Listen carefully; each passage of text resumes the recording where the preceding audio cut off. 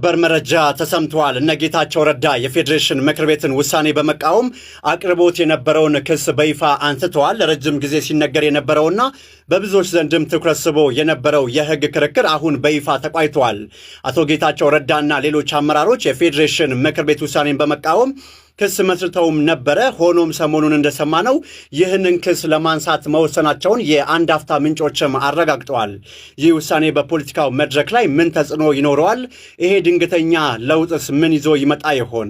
በዚህ ሰዓት ኢራን አደገኛ ውሳኔ መወሰኗ ተሰምቷል። ከባህረ ሰላጤው ቀጠና እጅግ አስፈሪና ዓለምን ያስደነገጠ መረጃ ተሰምቷል።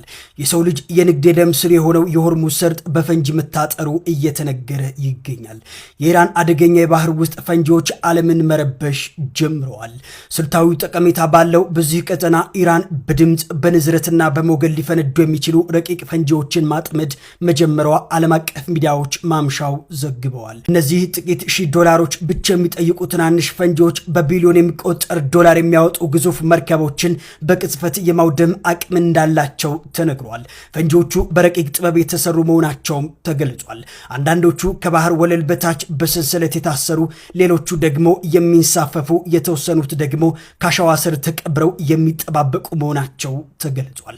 ትላልቅ መርከቦች በሚያልፉበት ወቅት የሚፈጥረውን ከፍተኛ የሞገድ ንዝረት በመለካት ሳያስጠነቅቁ የሚፈነዱ ገዳይ መሳሪያዎች መሆናቸው ነው የተገለጸው። እነሆ የዓለም ንግድና የነዳጅ መስመር በከፍተኛ ስጋት ላይ ትገኛለች። ነዳጅ በኢትዮጵያ በዛሬው ዕለት ጭማሪን አሳይቷል። በዚህም እንግዲህ ከዚህ በፊት 129 ብር የሚሸጥ የነበረው ቤንዚን ማለትም ከዛሬው ዕለት ከመጋቢት 8 ሰዓት ጀምሮ 132 ብር እንዲሸጥ ተወስኗል። ኬሮሲን ደግሞ 148 ብር እንዲሸጥ ተወስኗል። ነጭ ናፍጣ ደግሞ 139 ብር ከ84 ሳንቲም እንዲሸጥ ተወስኗል። በዓለም አቀፍ ደረጃ እየጨመረ የመጣውን ነዳጅ አስመልክቶ በኢትዮጵያም ጭማሪ ተደርጓል። የመረጃ ይኖራችሁ አስፈላጊ መረጃ ነው። በኢትዮጵያም የነዳጅ ዋጋ በዛሬው ዕለት ጨምሯል። በአሁኑ ሰዓት የጦርነቱ ውጥረት እጅግ በጣም ተጠናክሮ በቀጠለበት ሰዓት ቻይና ትልቅ የሆነ ትዕዛዝን አዛለች። ይህም እንግዲህ ቻይና ወደ ተለያዩ ሀገራት የምትልካቸውን የጣሩ ነዳጆችን እንዲቆሙ፣ ካምፓኒዎቿም ወደ ተለያዩ ሀገራት የሚልኩትን ወይም ኤክስፖርት የሚያደርጉትን የጣራ ነዳጅ እንዲያቆሙ ትዕዛዝ አስተላልፋለች። እንደሚታወቀው ቻይና የራሷ የሆነ ነዳጅ የላትም። ነገር ግን ከተለያዩ ሀገራት ያልተጣራ ነዳጅ ኢምፖርት በማድረግ እሱ ነዳጅ በማጣራት ደግሞ ኤክስፖርት ታደርግ ነበረ። በዚህም እንግዲህ ይህ ነገር እንዲቆም ተደርጓል። ምክንያቱ ደግሞ የሆርሙዝ ሰርጥ መዘጋቱን ተከትሎ ነው። በተጨማሪም በአሁኑ ሰዓት እንደተነገረው ከሆነ ቻይና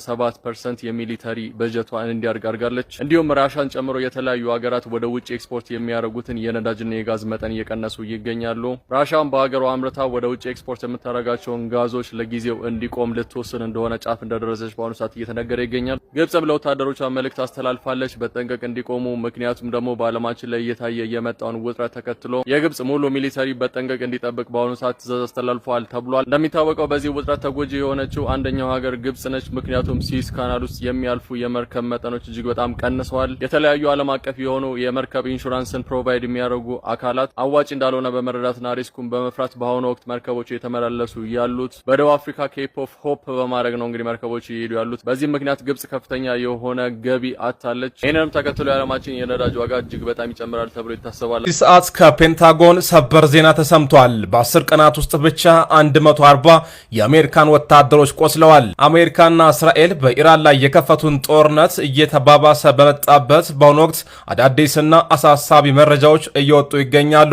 የፔንታጎን መረጃ ማክሰኞ ዕለት እንዳመላከተው ጦርነቱ በተጀመረ በመጀመሪያዎቹ 10 ቀናት ውስጥ ብቻ 140 የሚሆኑ የአሜሪካ ጦር አባላት ቆስለዋል።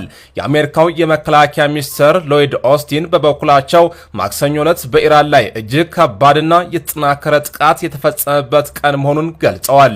ይሁን እንጂ ያስተዳደሩ የጦርነት ግቦች በፍጥነት እየተሳኩ መሆናቸውን በመጥቀስ እስካሁን በተደረገው ዘመቻ የኢራን ሚሳኤል ማስወንጨፍ አቅም በ90% ሊዳከም መቻሉንም አስታውቀዋል። ኢራን በቱርኪ ቆጵሮስና አዘርባጃን ላይ ጥቃት አለመፈጸሟን ተናግራለች። የኢራን የውጭ ጉዳይ ሚኒስትር ቃል አቀባይ ኢስማኤል ባጋሃይ በሰጡት መግለጫ ባለፈው ሳምንት ውስጥ ኢራን ወደ ቱርኪ ቆጵሮስና አዘርባጃን ጥቃት ፈጽማለች መባሉን በተመለከተ ምላሽ ሰጥተዋል። በእነዚህ ሀገራት ላይ ከኢራን ግዛት ምንም አይነት ጥቃት አልተፈጸመም ሲሉም ተደምጠዋል።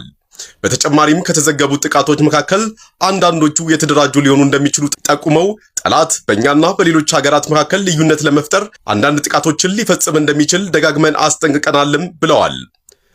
ተኩስ ማቆም ስለሚቻልበት የሽምግልና ጥረቶች የተጠየቁት ባጋሃይ በዚህ ርዕስ ላይ የሚደረጉ ውይይቶች ለጊዜው አስፈላጊ አይደለምም ብለዋል።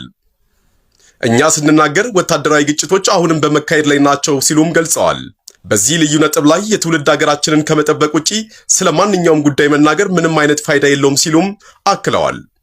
ይህን ጦርነት አልጀመርነውም ያሉት ባጋሃይ የምርጫ ጦርነት አይደለም፣ በእኛ ላይ የተጫነው የግድ ጦርነት ነው ሲሉም ተደምጠዋል።